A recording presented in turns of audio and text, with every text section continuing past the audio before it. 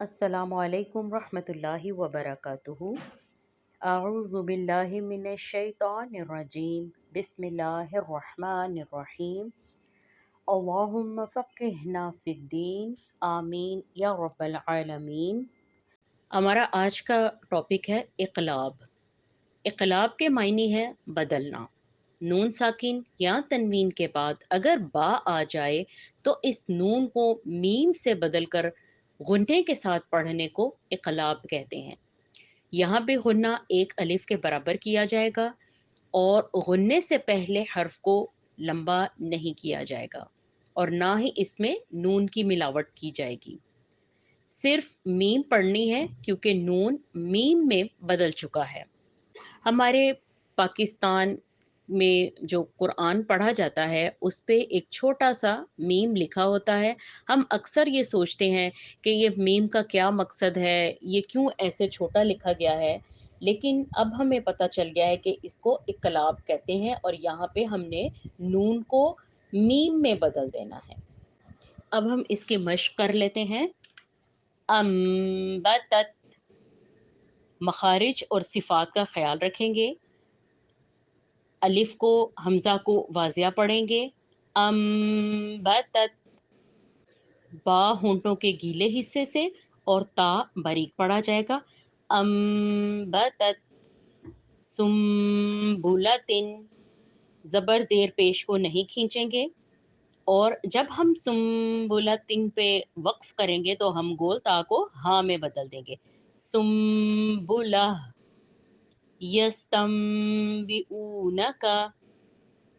یہاں پر واو مدہ ہے تو ہم پڑھیں گے یستنبئونک، زبر زیر پیش کو نہیں کھینچیں گے، اس کا بہت خاص خیال رکھنا ہے۔ جب ہم غنہ کرتے ہیں تو ہم سے اگلے یا پچھلے حرف جو ہیں ان میں تھوڑا سا جلدی پڑھا جاتا ہے جھٹکے کے ساتھ، یا ہم اس کو کھینچ دیتے ہیں، تو اس چیز کا ہم نے خوب خیال رکھنا ہے۔ یستنبئونک من بخیل من بقلھا، قاف موٹا ہے تو ہم نے یہاں پہ قلقلہ بھی کرنا ہے۔ من بقلھا من بعض من بعدھا سبأ بنبأ کرام بررۃ، وقفاً کرام بررہ آیت بینہ۔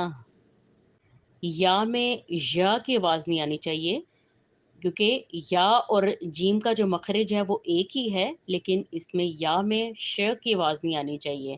اکثر لوگ جب مشدد کے ساتھ یا کو پڑھتے ہیں تو وہ بہت زیادہ دبا لیتے ہیں، تو ہم نے ایسا نہیں کرنا، بینہ نہیں کہنا، آیت بینہ، شقاق بعید، وقفاً شقاق بعید، دال پہ قلقلہ کریں گے، شقاق بعید،